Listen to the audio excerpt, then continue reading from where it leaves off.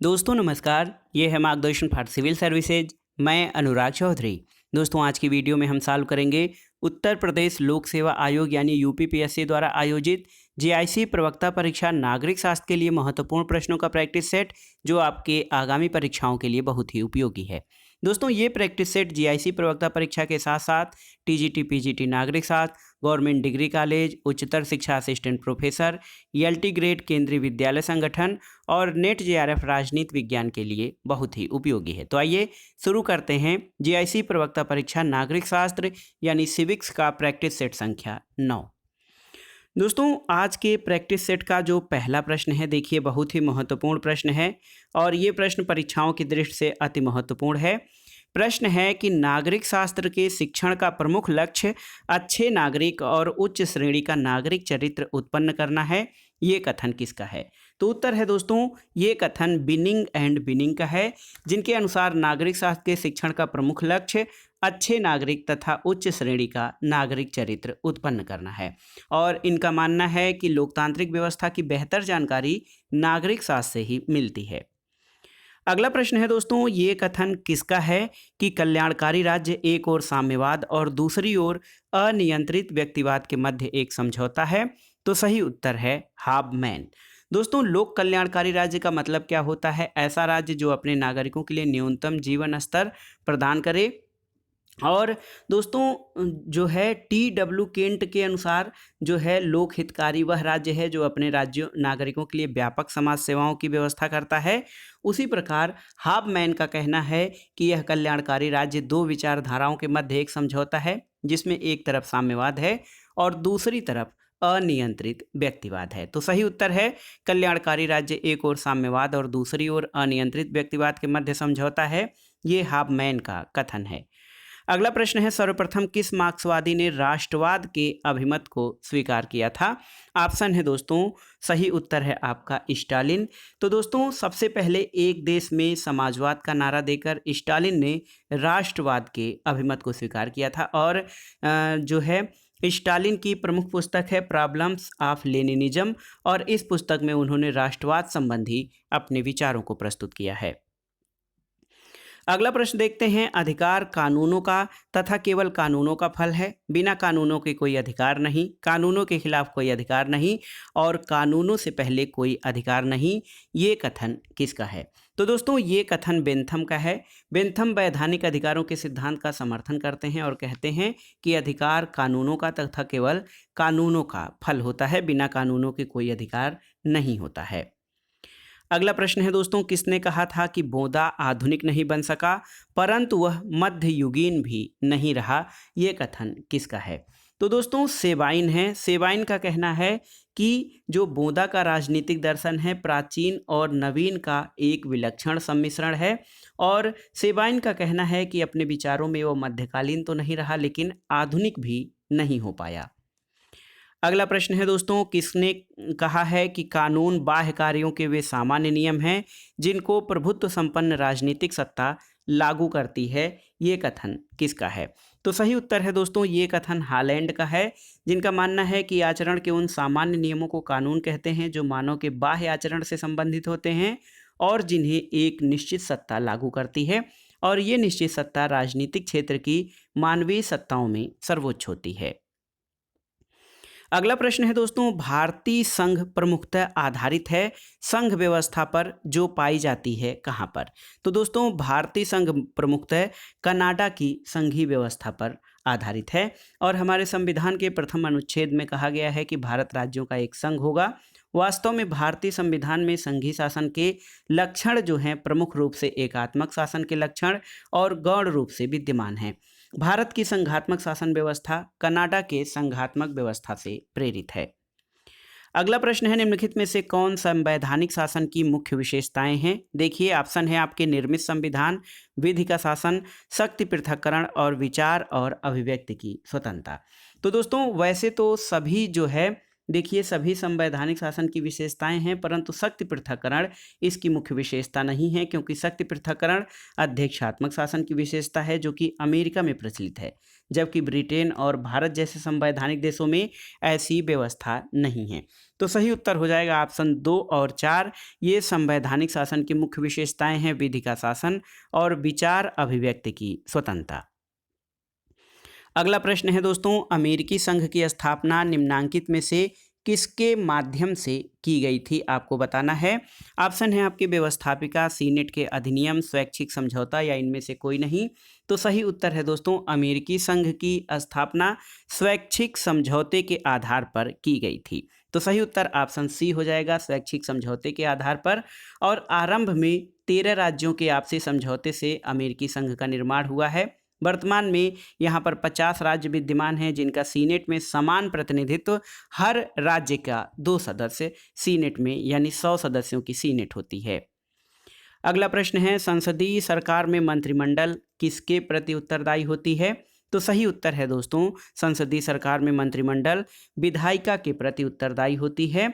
और विधायिका विशेष रूप से निचले सदन या लोकप्रिय सदन का समर्थन इसको प्राप्त होता है। अध्यक्षात्मक शासन व्यवस्था में कार्यपालिका विधायिका के प्रति उत्तरदायी नहीं होती है। अगला प्रश्न है, एक महत्वपूर्ण कथन है कि सभी शासन शिक्षा की एक पद्धति है, परंतु श्रेष्ठ शिक्षा स्वशिक्षा है, इसलिए श्रेष्ठतम शासन स्वशासन है जो कि लोकतंत्र है। ये किसका कथन है। तो सही उत्तर है दोस्तों, ये कथन C.D. बर्न का है। C.D. बर्न ने ये परिभाषा दी है कि सभी शासन शिक्षा की एक पद्धति है, लेकिन श्रेष्ठ शिक्षा स्वशिक्षा है, इसलिए श्रेष्ठतम शासन स्वशासन है जो कि लोकतंत्र है। अगला प्रश्न है दोस्तों, उदारवाद या लिबरलिज्म का मूल तत्व क्या है। तो आप जानते हैं उदारवाद का मूल तत्व या आधार जो है वो व्यक्तिक स्वतंत्रता है, और उदारवाद राजनीति का वह सिद्धांत है जो कि व्यक्ति की स्वतंत्रता पर विशेष बल देता है। और उदारवाद के जनक के रूप में इंग्लैंड के जॉन लॉक का नाम लिया जाता है। अगला प्रश्न एक कथन है, समाजवाद को मैं अपने मस्तिष्क और हृदय में रखता हूँ, ये कथन किसका है। तो सही उत्तर है दोस्तों, डॉक्टर राम मनोहर लोहिया का कथन है कि समाजवाद को मैं अपने मस्तिष्क और हृदय में रखता हूँ। अगला प्रश्न है दोस्तों, लेनिनवाद की खोज किसके द्वारा की गई है। ऑप्शन है आपके ट्राटस्की, स्टालिन, मार्क्स या माओ। तो सही उत्तर है दोस्तों, लेनिनवाद की खोज स्टालिन के द्वारा की गई है। और लेनिन ने समाजवादी क्रांति के विचार को व्यवहारिक रूप देने के लिए और समाजवादी व्यवस्था को व्यवहारिक रूप से चलाने के लिए मार्क्सवादी सिद्धांत की नई व्याख्या प्रस्तुत की थी। लेकिन लेनिन के विचारों और सिद्धांतों को आगे चलकर लेनिनवाद के नाम से जो जाना जाता है, इसकी खोज स्टालिन के द्वारा की गई है। तो सही उत्तर आपका हो जाएगा ऑप्शन बी, स्टालिन। अगला प्रश्न है, निम्नलिखित में से कौन उदारवादी संविधानवाद का अभिन्न अंग नहीं है। व्यक्तिगत स्वतंत्रता, सहिष्णुता तथा सम्मति, बहुमतवाद या अल्पसंख्यकों के अधिकार। तो सही उत्तर है ऑप्शन सी, बहुमतवाद। दोस्तों, उदारवादी संविधान के प्रमुख लक्षणों में व्यक्तिगत स्वतंत्रता, सहिष्णुता और संपत्ति और अल्पसंख्यकों के अधिकार शामिल हैं, लेकिन बहुमतवाद कोई जरूरी नहीं है। दोस्तों, बहुमतवाद क्या है कि बहुमतवाद उदारवादी संविधान का अभिन्न अंग नहीं है। बहुमत पर आधारित सरकारें लोकतांत्रिक होती हैं, पर वे प्रतिनिध्यात्मक भी हों, ये जरूरी नहीं होता है। अगला प्रश्न आइए देखते हैं दोस्तों। अगला प्रश्न महत्वपूर्ण है, यहाँ पर देखते हैं, निम्नलिखित कथनों पर विचार कीजिए और आपको बताना है कि इनमें से कौन से कथन आपके सही हैं। तो सही कथनों को देख लेते हैं। सांस्कृतिक वैश्वीकरण राष्ट्रों, क्षेत्रों और व्यक्तियों के मध्य सांस्कृतिक विभिन्नताओं को समतल कर देता है, ये आपका सही है। और तीसरा सही है कि आर्थिक वैश्वीकरण का निहितार्थ है कोई भी राष्ट्रीय अर्थव्यवस्था अलग द्वीप के रूप में नहीं रह सकती है। तो दोस्तों ऑप्शन सी आपका सही हो जाएगा। केवल 1 और 3 आपके सही हैं। अगला प्रश्न है दोस्तों, निम्नलिखित में से कौन सा सर्वप्रथम सिद्धांतवादी था जिसने सरकारों का सुव्यवस्थित वर्गीकरण प्रस्तुत किया है। तो वो सिद्धांत शास्त्री दोस्तों अरस्तु था।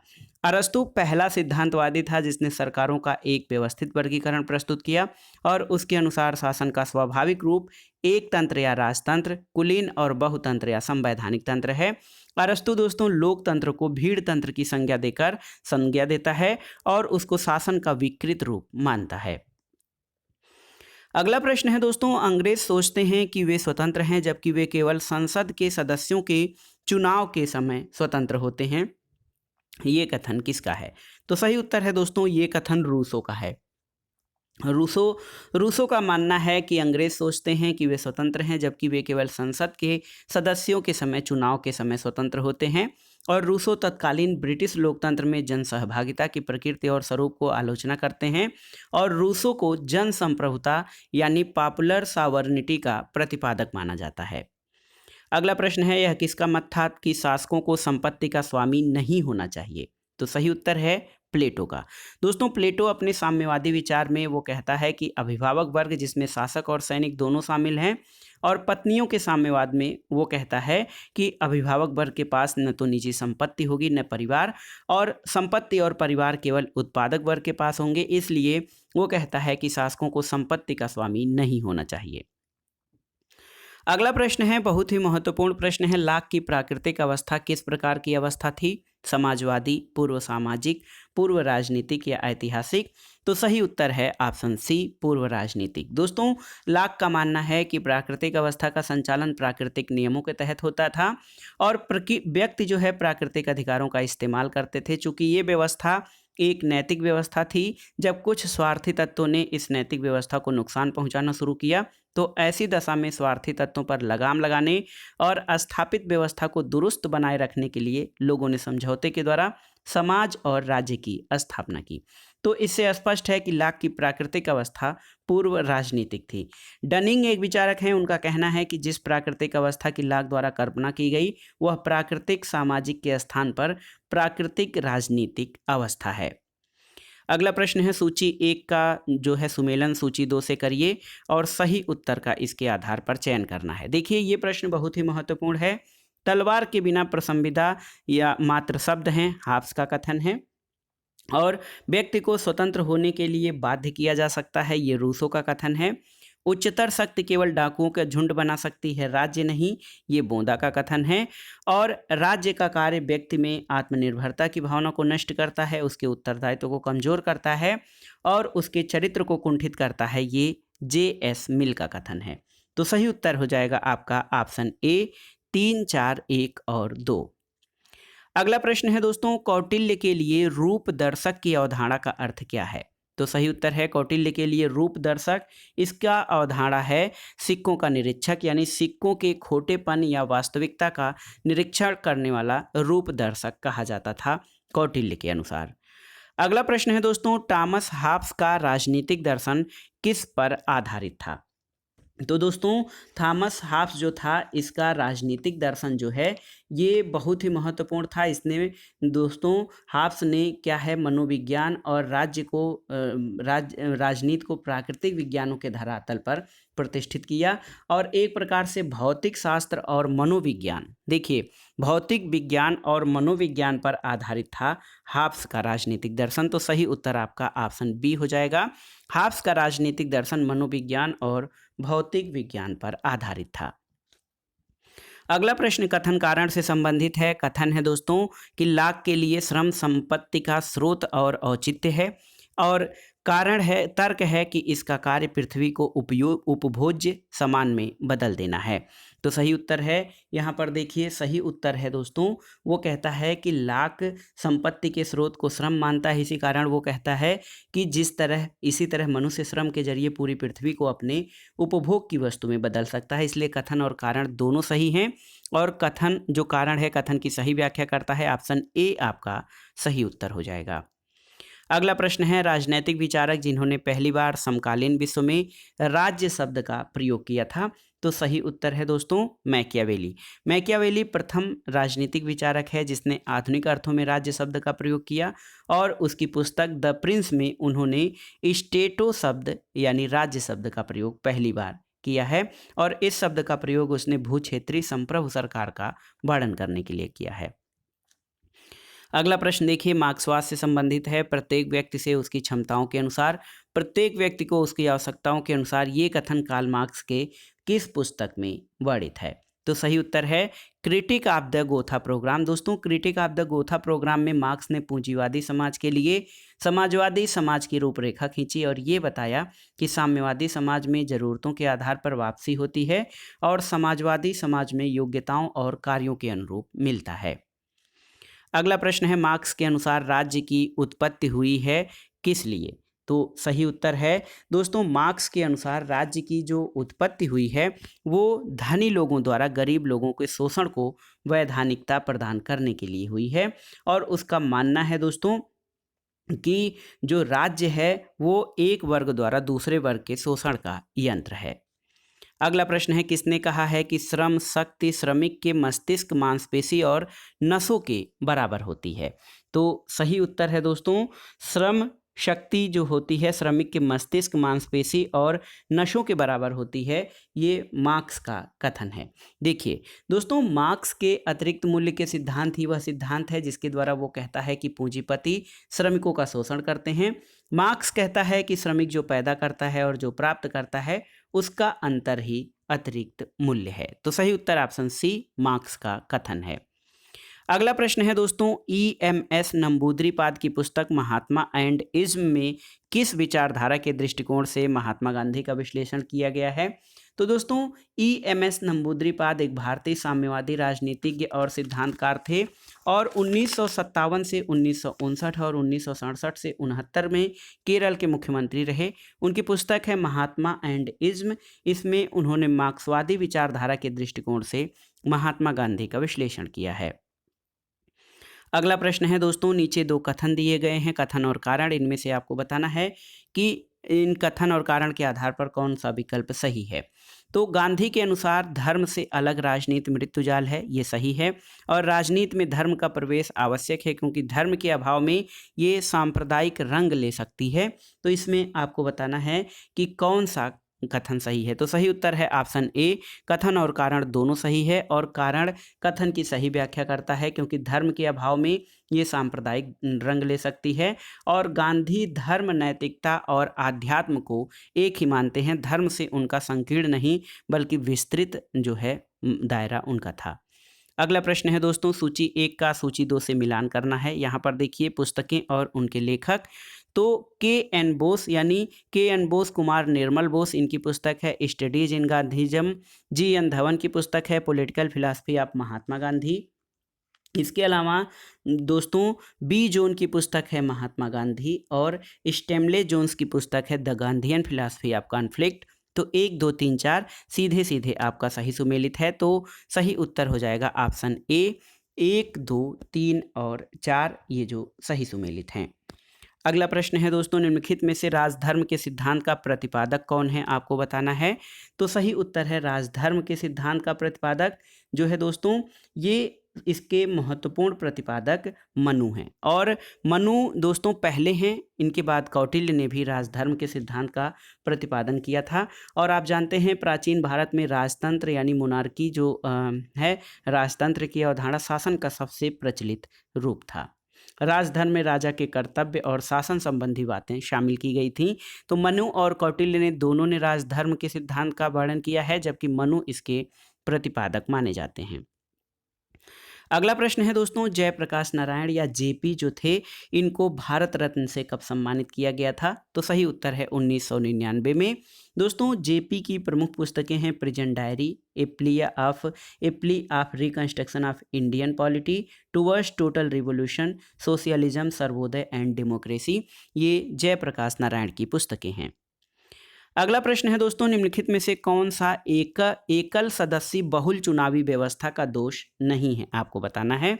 तो दोस्तों एकल सदस्यीय बहुल चुनावी व्यवस्था का दोष जो नहीं है वो ये है कि इस व्यवस्था में प्रतिनिधि और उसके निर्वाचन क्षेत्र के बीच जुड़ाव टूट जाता है, तो ये दोष नहीं है। अगला प्रश्न है 2012 भारतीय प्रजातंत्र के इतिहास में परिभाषित करने वाले वर्ष के रूप में माना जाएगा। यह एक ऐसा वर्ष था जिसमें नागरिक मुख्य केंद्र में आए और उन्होंने पहले से चली आ रही मूक बहुमत के मिथक को तोड़ दिया। ये कथन किसका है? तो दोस्तों ये कथन विनोद राय का है, जिन्होंने कहा कि यह एक ऐसा वर्ष था 2012 का वर्ष जिसमें नागरिक मुख्य केंद्र में आए और उन्होंने पहले से चली आ रही मूक बहुमत के मिथक को तोड़ दिया था। अगला प्रश्न है दोस्तों, समता सैनिक दल या सामाजिक समता सेना की स्थापना किसने की थी, आपको बताना है। तो सही उत्तर है बाबा साहब डॉक्टर भीमराव अंबेडकर। दोस्तों 1927 में 1927 में बाबा साहब भीमराव अंबेडकर द्वारा सामाजिक समता सेना या समता सैनिक दल की स्थापना की गई थी। और दोस्तों इसका उद्देश्य समाज में दलितों के विरुद्ध हो रहे भेदभाव और उत्पीड़न के खिलाफ दलित समुदाय को जागरूक करना था। अगला प्रश्न है दोस्तों, भारतीय राष्ट्रवाद ब्रिटिश राज्य का शिशु था, ये किसने टिप्पणी की है। तो सही उत्तर है ये टिप्पणी कूपलैंड की है, जिसने कहा है कि भारतीय राष्ट्रवाद ब्रिटिश राज्य का शिशु था। अगला प्रश्न है दोस्तों, जयप्रकाश नारायण ने किस आंदोलन में भाग लेकर राजनीति में प्रवेश किया था। तो सही उत्तर है दोस्तों जयप्रकाश नारायण 1929 में अमेरिका से लौटने के बाद गांधी जी से मिले और जवाहरलाल नेहरू से इनकी मुलाकात हुई। उस समय जो आंदोलन चरम पर था वो सविनय अवज्ञा आंदोलन। दोस्तों सविनय अवज्ञा आंदोलन के दौरान गांधी और नेहरू के जेल जाने के दौरान दोस्तों जयप्रकाश नारायण ने सक्रिय रूप से आंदोलन में भाग लेकर विभिन्न जगहों पर आंदोलन का नेतृत्व किया था। अगला प्रश्न है, सूची 1 का सूची 2 से सुमेलन करिए और दिए गए कूट के आधार पर सही उत्तर का चयन करिए। अपवाह सिद्धांत या ड्रेन थियरी, दादा भाई नौरोजी। स्वराज मेरा जन्मसिद्ध अधिकार है, बाल गंगाधर तिलक। पृथक सांप्रदायिक मतदाता मंडल, मोहम्मद अली जिन्ना। और विधानमंडल में प्रवेश, CR दास। तो ये दोस्तों ये सही सुमेलन हो जाएगा आपका। सही उत्तर आपका हो जाएगा ऑप्शन ए 4, 3, 2 और 1। अगला प्रश्न है दोस्तों, निम्नलिखित में से किसके बारे में कहा जाता है कि वे राजनीति में उग्रवादी पर सामाजिक क्षेत्र में अनुदारवादी थे, आपको बताना है। तो सही उत्तर है दोस्तों राजनीति में उग्रवादी और सामाजिक क्षेत्र में अनुदारवादी बाल गंगाधर तिलक के बारे में कहा जाता है। बाल गंगाधर तिलक के बारे में ये कथन है कि राजनीति में उग्रवादी पर सामाजिक क्षेत्र में अनुदारवादी थे। अगला प्रश्न है, निम्नलिखित घटनाओं को उसके सही कालक्रम में व्यवस्थित कीजिए और नीचे दिए गए कूट से सही उत्तर चुनिए। इसमें देखिए पूना पैक्ट, तृतीय गोलमेज सम्मेलन, स्वराज पार्टी, कम्युनल अवार्ड और नेहरू रिपोर्ट है। तो दोस्तों सबसे महत्वपूर्ण जो है आप इसमें देखिए, सबसे जो महत्वपूर्ण है स्वराज पार्टी 1923 में स्थापना हुई थी, नेहरू रिपोर्ट 1928 में, कम्युनल अवार्ड 16 अगस्त 1932, पूना पैक्ट 24 सितंबर 1932 और सबसे लास्ट में तीसरा गोलमेज सम्मेलन 1932। तो सबसे पहले स्वराज पार्टी और सबसे लास्ट में तीसरा गोलमेज सम्मेलन। तो सही उत्तर आपका हो जाएगा ऑप्शन बी। सही उत्तर है दोस्तों ये देखिए option B, Swaraj Party, Nehru Report, Communal Award, Poona Pact और तृतीय गोलमेज सम्मेलन। अगला प्रश्न है दोस्तों, हमारे संविधान में प्रीवी परसेज और देशी राज्यों के विशेषाधिकारों का उन्मूलन किस संविधान संशोधन के द्वारा किया गया था। तो ये था दोस्तों 26वां संविधान संशोधन 1971 और इसके द्वारा अनुच्छेद 291 और 362 को समाप्त किया गया, जबकि अनुच्छेद 363 का को जोड़ा गया था। तो सही उत्तर है प्रीवी परसेज और देशी राज्यों के विशेषाधिकारों का उन्मूलन दोस्तों ये किसके द्वारा किया गया। तो सही उत्तर है 26वें संविधान संशोधन के द्वारा। अगला प्रश्न है, निम्न देशों में किसने एक ही प्रयास में सार्वभौम मताधिकार को अपनाया था। तो ये था भारत। भारत में एक ही प्रयास में यानी संविधान बनने के साथ ही सार्वभौम मताधिकार अपनाया गया और भारत में मताधिकार की जो न्यूनतम आयु है 18 वर्ष है, लेकिन संविधान जब लागू हुआ था तो उस समय मताधिकार की न्यूनतम आयु 21 वर्ष थी, लेकिन 61वें संविधान संशोधन द्वारा इसे 18 वर्ष कर दिया गया था। अगला प्रश्न है दोस्तों, निम्न को उसी क्रम में सजाइए जिस प्रकार से वे भारतीय संविधान की उद्देशिका में शामिल हैं। देखिए ये शब्द हैं संप्रभु, समाजवादी, गणराज्य, पंथ निरपेक्ष, लोकतंत्रात्मक। तो इसमें आप सही क्रम में जब आप भारत की संविधान की प्रस्तावना की शुरुआत करेंगे, हम भारत के लोग भारत को एक संप्रभु या संप्रभुत्व संपन्न, समाजवादी, पंथ निरपेक्ष, लोकतंत्रात्मक, गणराज्य। तो ये जो क्रम है आपका हो जाएगा, हम भारत के लोग भारत को एक संपूर्ण प्रभुत्व संपन्न यानी संप्रभु, समाजवादी, पंथ निरपेक्ष, लोकतंत्रात्मक, गणराज्य। तो सही क्रम क्या हो जाएगा आपका ऑप्शन ए हो जाएगा सही क्रम। अगला प्रश्न कथन और कारण पर संबंधित है। कथन है दोस्तों, अखिल भारतीय सेवाएं न तो संविधान की संघीय विशेषता का उल्लंघन करती हैं न राज्यों की स्वायत्तता का। कारण है कि अखिल भारतीय सेवा के अधिकारी केंद्र सरकार के नियमों से शासित होते हैं और राज्य सरकारों का उन पर पूरा नियंत्रण नहीं होता है। तो यहाँ पर देखिए दोस्तों जो ये प्रश्न आपका दिया है इसमें ए गलत है लेकिन आर सही है, तो सही उत्तर आपका हो जाएगा ऑप्शन डी, ए गलत है लेकिन आर सही है। अगला प्रश्न है, निम्नलिखित विषयों में से कौन सा विषय भारत के संविधान की प्रस्तावना में उल्लेख किया गया है, आपको बताना है। ऑप्शन है समान संरक्षण, समान अवसर, समान न्याय और समान स्वतंत्रता।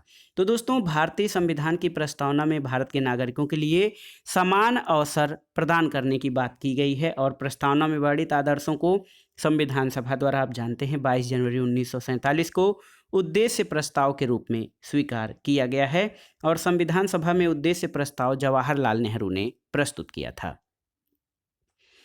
अगला प्रश्न है दोस्तों, भारत की शासन प्रणाली संसदीय है किंतु इस प्रणाली में एक ऐसा तत्व है जो भारतीय संसदीय प्रणाली में नहीं पाया जाता है, वह तत्व कौन सा है, आपको बताना है।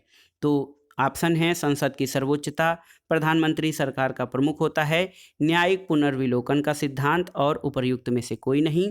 तो सही उत्तर है दोस्तों संसद की सर्वोच्चता। तो देखिए संसद की सर्वोच्चता ये संसदीय शासन प्रणाली की प्रमुख विशेषताओं में है। ब्रिटेन के संविधान में संसद की सर्वोच्चता के सिद्धांत को अपनाया गया है, लेकिन भारत में संसदीय व्यवस्था होने के बावजूद संसद की सर्वोच्चता को नहीं स्वीकार किया गया है।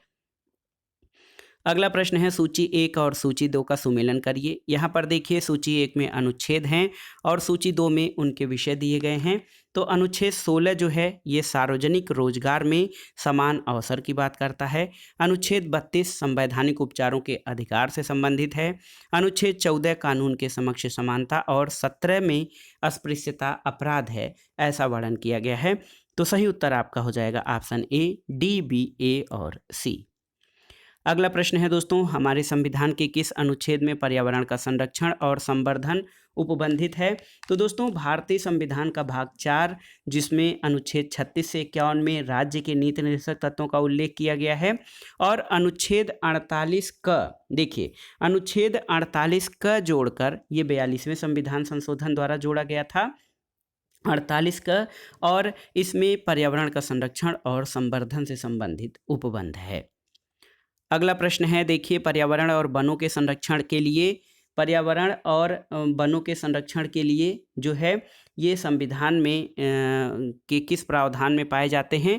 तो सही उत्तर है पर्यावरण और वनों का संरक्षण दोस्तों राज्य के नीति निर्देशक सिद्धांतों में पाया जाता है। अगला प्रश्न है दोस्तों, अंतर्राष्ट्रीय शांति और सुरक्षा का संवर्धन भारत के संविधान के किस भाग में सम्मिलित किया गया है।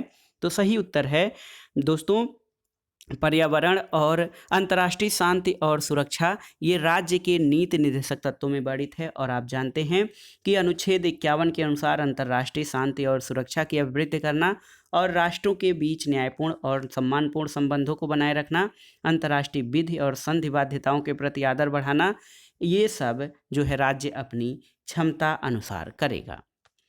अगला प्रश्न कथन और कारण से संबंधित है। देखिए कथन है कि मूल कर्तव्यवाद योग्य नहीं है, सही है, और उनके द्वारा देशभक्त और संवेदनशील नागरिकता का भाव भरे जाने की अपेक्षा होती है।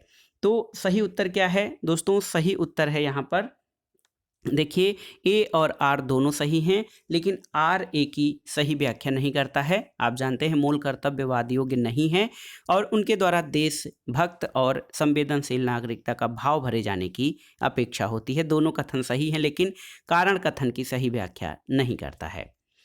अगला प्रश्न है दोस्तों, सरकारिया आयोग किससे संबंधित है। बहुत ही आसान सा प्रश्न है, केंद्र राज्य संबंधों से सरकारिया आयोग संबंधित है। 1983 में केंद्र राज्य सरकार केंद्र राज्य संबंधों पर जो है समीक्षा के लिए न्यायमूर्ति रणजीत सिंह सरकारिया की अध्यक्षता में एक समिति का गठन हुआ था, जिसने वर्ष 1988 में अपनी रिपोर्ट प्रस्तुत की थी।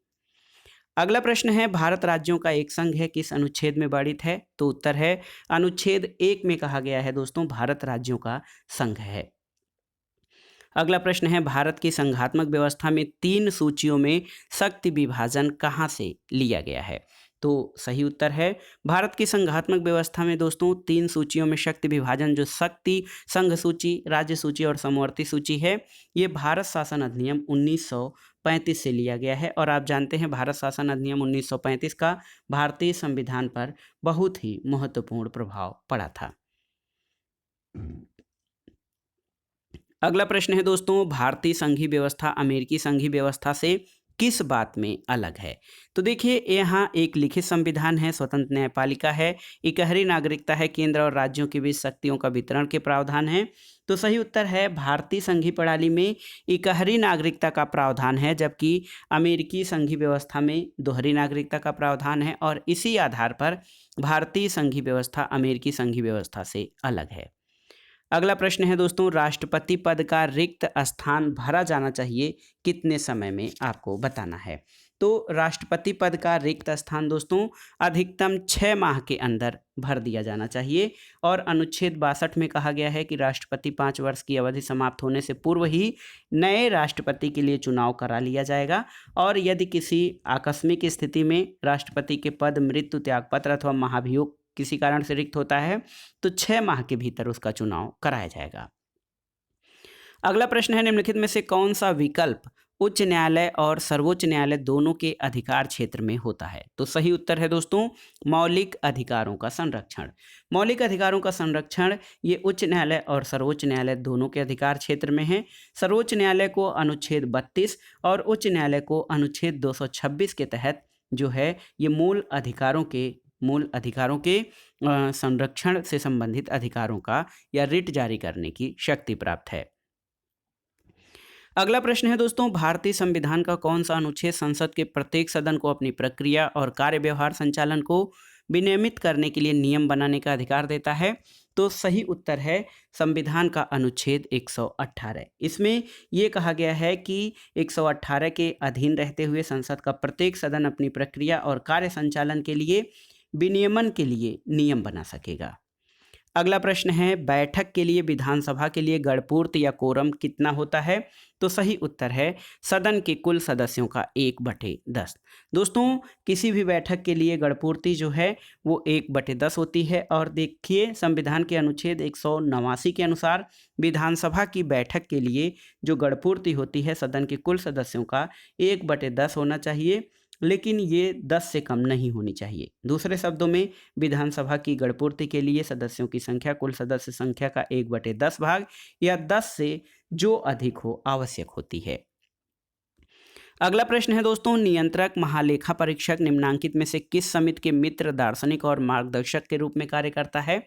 तो CAG जिसको कंट्रोलर और ऑडिटर जनरल कहा जाता है दोस्तों ये लोक लेखा समिति यानी पब्लिक अकाउंट कमेटी के मित्र, दार्शनिक और मार्गदर्शक के रूप में काम करता है। और आप जानते हैं लोक लेखा समिति में कुल 22 सदस्य होते हैं, जिसमें 15 सदस्य लोकसभा से और 7 सदस्य राज्यसभा से होते हैं।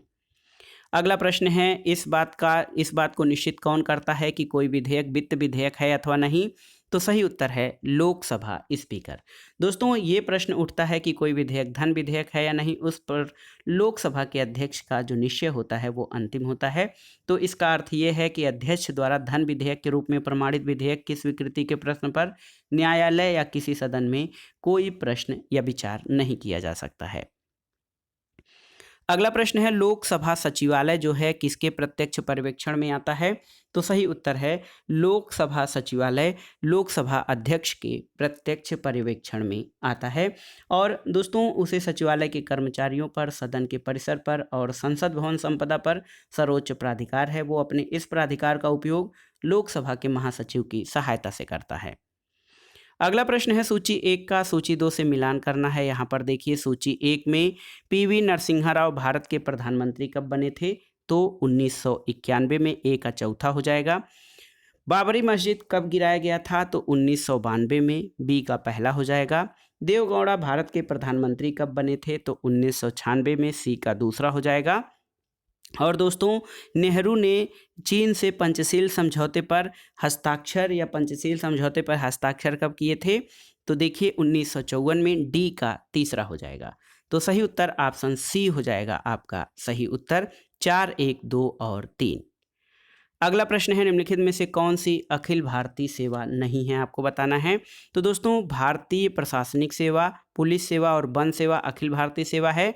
भारतीय विदेश सेवा अखिल भारतीय सेवा में शामिल नहीं है। अगला प्रश्न है, निम्नलिखित में से कौन भारत सरकार का प्रथम विधि अधिकारी होता है? आपको बताना है। तो सही उत्तर है दोस्तों भारत सरकार का प्रथम विधि अधिकारी अटॉर्नी जनरल या भारत के महान्यायवादी होते हैं। और अनुच्छेद 76 के अंतर्गत भारत के महान्यायवादी पद की व्यवस्था की गई है और ये देश का सर्वोच्च कानून अधिकारी होता है। और ऑप्शन जो डी है ये आपका सही हो जाएगा। अगला प्रश्न है, जहां तक न्यायपालिका का प्रश्न है, भारत का संविधान किस चीज़ को स्थापित करता है? तो सही उत्तर है, जहां तक न्यायपालिका का प्रश्न है, भारत का संविधान सर्वोच्च न्यायालय के अधीन एकीकृत व्यवस्था को जो है व्यवस्थित करता है और स्थापित करता है। और हम जानते हैं कि संविधान के अनुच्छेद 124 के अंतर्गत सर्वोच्च न्यायालय के गठन के संबंध में प्रावधान किया गया है। संविधान में ये भी प्रावधान किया गया है कि एक या एक से अधिक राज्यों के लिए एक उच्च न्यायालय होगा। अगला प्रश्न है, किसी राज्य के राज्यपाल जो है निकटवर्ती संघ राज्य क्षेत्र के प्रशासक के रूप में निम्नलिखित से स्वतंत्र रूप से अपने कार्य का निर्वहन करता है? तो सही उत्तर क्या हो जाएगा दोस्तों? सही उत्तर हो जाएगा राज्य मंत्रिपरिषद। किसी राज्य का राज्यपाल निकटवर्ती संघ राज्य क्षेत्र के प्रशासक के रूप में राज्य मंत्रिपरिषद से स्वतंत्र रूप से अपने कार्य का निर्वहन करता है। और संविधान के अनुच्छेद 158(3) क के अनुसार जो है एक ही व्यक्ति 2 या 2 से अधिक राज्यों का राज्यपाल नियुक्त किया जा सकता है। अगला प्रश्न है दोस्तों, राज्यपाल द्वारा नियुक्त किए गए निम्नलिखित में से किसे राज्यपाल द्वारा ही हटाया जा सकता है? तो दोस्तों, राज्यपाल द्वारा नियुक्त और राज्यपाल द्वारा हटाए जाने वाले जो अधिकारी हैं उनमें महाधिवक्ता, राज्य वित्त आयोग के सदस्य और राज्य विश्वविद्यालय के कुलपति होते हैं। दोस्तों, राज्य लोक सेवा आयोग के अध्यक्ष और सदस्यों को राज्यपाल नियुक्त करता है, लेकिन उन्हें हटाने का अधिकार सिर्फ राष्ट्रपति के पास है। इसलिए आपका ए, बी और डी आपका सही हो जाएगा, ए, बी, डी। तो सही उत्तर ऑप्शन बी हो जाएगा। अगला प्रश्न है आपका, निम्नलिखित में से कौन सा तत्व भारतीय राजनीतिक व्यवस्था में महत्वपूर्ण भूमिका निभाते हैं? तो दोस्तों, जाति, क्षेत्र, धर्म और राष्ट्रीय दृष्टिकोण में जाति, क्षेत्र और धर्म यानी 1, 2, 3 ये भारतीय राजनीतिक व्यवस्था में ये तत्व जो जाति का है, क्षेत्र का है और धर्म ये महत्वपूर्ण भूमिका निभाते हैं। अगला प्रश्न है, दबाव समूहों को कौन एक अज्ञात साम्राज्य के रूप में परिभाषित करता है? तो आप जानते हैं दबाव समूहों को अज्ञात साम्राज्य की संज्ञा जो है ये S.E. फाइनर द्वारा दी गई है। अगला प्रश्न है, किसने राजनीतिक दलों को विचारों का दलाल कहा है? तो सही उत्तर है A.L. लावेल। दोस्तों, A.L. लावेल जो हैं ये राजनीतिक दलों को विचारों का दलाल कहते हैं। लावेल का कहना है कि दल के अस्तित्व का वास्तविक कारण जनमत केंद्रित करना और राजनीतिक निर्णयों के लिए मुद्दों का निर्माण करना होता है। अगला प्रश्न है, भारत में सामान्य निर्वाचन के लिए एक निर्वाचन क्षेत्र का निर्धारण किसके द्वारा किया जाता है? तो सही उत्तर है दोस्तों परिसीमन आयोग के द्वारा। दोस्तों, भारत में सामान्य निर्वाचन के लिए निर्वाचन क्षेत्र का निर्धारण परिसीमन आयोग के द्वारा किया जाता है। अगला प्रश्न है, भारत का प्रथम निर्वाचन आयुक्त या election commissioner, chief election commissioner कौन था भारत का? तो सही उत्तर है दोस्तों भारत के प्रथम निर्वाचन आयुक्त सुकुमार सेन थे। ऑप्शन सी आपका सही उत्तर हो जाएगा, सुकुमार सेन भारत के प्रथम निर्वाचन आयुक्त थे। अगला प्रश्न है दोस्तों, देखिए निम्न समितियों को कालानुक्रम में व्यवस्थित कीजिए। तो यहाँ पर देखिए जो समितियां हैं, कोठारी समिति। दोस्तों, कोठारी समिति ये 1964 से 1966। सतीश चंद्रा समिति देखिए 1989 में है। इसके अलावा होता समिति जो है योगेंद्र के अलग समिति 2000 में और होता समिति 2002 से 2004। तो सही उत्तर क्या हो जाएगा? सही उत्तर आपका हो जाएगा option B, C, A, D और B। ये सबसे पहले आपकी कोठारी समिति, फिर सतीश चंद्रा समिति, फिर योगेंद्र अलग समिति और फिर होता समिति है।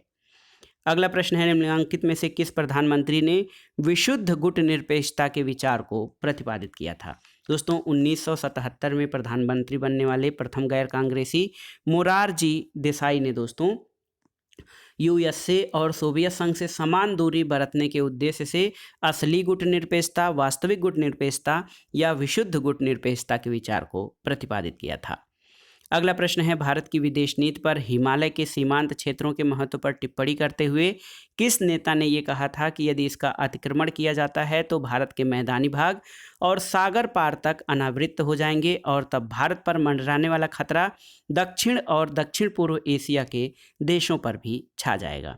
तो दोस्तों ये कथन प्रधानमंत्री पंडित जवाहरलाल नेहरू का है और भारत की विदेश नीति के संदर्भ में हिमालय के महत्ता का वर्णन करते हुए जवाहरलाल नेहरू ने ये कथन कहा था। अगला प्रश्न है दोस्तों, भारत की राष्ट्रीय सुरक्षा परिषद यानी NSCI के बारे में कौन से कथन सही हैं? तो दोस्तों भारत में राष्ट्रीय सुरक्षा परिषद की स्थापना 1998 में 19 नवंबर 1998 को हुई थी। ये एक त्रिस्तरीय संगठन है जिसमें सामरिक नीति समूह, संयुक्त खुफिया समूह और राष्ट्रीय सुरक्षा सलाहकार बोर्ड शामिल हैं। विदेश मंत्री, रक्षा मंत्री, गृह मंत्री, वित्त मंत्री और वाणिज्य मंत्री इसके सदस्य हैं। और ब्रजेश मिश्र पहले राष्ट्रीय सुरक्षा सलाहकार थे, उसके बाद JN दीक्षित, फिर वर्तमान में अजीत डोभाल को लेकर कुल 5 सलाहकार नियुक्त हो चुके हैं। KP सिंह सुरक्षा सलाहकार नहीं हैं, KP सिंह सुरक्षा सलाहकार नहीं रहे हैं। तो सही उत्तर है यहाँ पर देखिए, पूर्व राष्ट्रीय सुरक्षा सलाहकारों में ब्रजेश मिश्र, JN दीक्षित, इसके अलावा दोस्तों इसके अलावा अजीत डोभाल, ये लोग रहे हैं। तो इसमें सही कथन क्या हो जाएगा? ABC ये जो है दोस्तों ये आपके KP सिंह सुरक्षा सलाहकार नहीं हैं। तो इनमें से जो है दोस्तों सही उत्तर है A, B और C। तो A, B और C जो हैं आपके सही उत्तर हैं। तो सही उत्तर हो जाएगा यहाँ पर दोस्तों, सही उत्तर आपका A, B, C यानी 3 इसके सही हो जाएंगे। अगला प्रश्न है, निम्नलिखित घटनाओं का सही कालानुक्रम क्या है? तो आपको बताना है। सबसे पहले दोस्तों पठानकोट हमला हुआ 2 जनवरी 2016 को, उरी हमला 18 सितंबर 2016 को, सर्जिकल स्ट्राइक 29 सितंबर 2016 को और संघाई सहयोग संगठन की पूर्वकालिक सदस्यता 9 जून 2017 को। तो सही उत्तर ऑप्शन ए हो जाएगा दोस्तों, पठानकोट, उरी, सर्जिकल स्ट्राइक और फिर संघाई सहयोग संगठन की पूर्णकालिक सदस्यता। अगला प्रश्न और इस अभ्यास सेट का जो है लास्ट क्वेश्चन है, कौन से दिन को हर साल संयुक्त राष्ट्र दिवस के रूप में मनाया जाता है? यानी United Nations day, UN day. दोस्तों संयुक्त राष्ट्र स्थापना दिवस या संयुक्त राष्ट्र दिवस के रूप में हर वर्ष 24 अक्टूबर को मनाया जाता है और आप जानते हैं 24 अक्टूबर 1945 को संयुक्त राष्ट्र संघ की स्थापना हुई थी और इस कारण इस दिन को संयुक्त राष्ट्र के स्थापना दिवस के रूप में मनाया जाता है। और आप जानते हैं संयुक्त राष्ट्र का मुख्यालय न्यूयॉर्क में है। भारत इस अंतर्राष्ट्रीय संगठन का मूल सदस्य है और वर्तमान में संयुक्त राष्ट्र में कुल 193 सदस्य देश हैं। तो ये था आज का वीडियो दोस्तों। इसमें आपने आगामी GIC प्रवक्ता परीक्षा के लिए महत्वपूर्ण नागरिक शास्त्र यानी सिविक्स के प्रैक्टिस सेट को सॉल्व किया, जो आपके लिए बहुत ही उपयोगी और महत्वपूर्ण है। दोस्तों प्रैक्टिस सेट आपके लिए कितना लाभकारी हो रहा है, आपके अभ्यास में कितना मदद दे रहा है, हमें कमेंट बॉक्स में ज़रूर बताइएगा। वीडियो को लाइक करें, शेयर करें और इस चैनल मार्गदर्शन फॉर सिविल सर्विसेज को सब्सक्राइब करें। वीडियो देखने के लिए धन्यवाद दोस्तों, नमस्कार।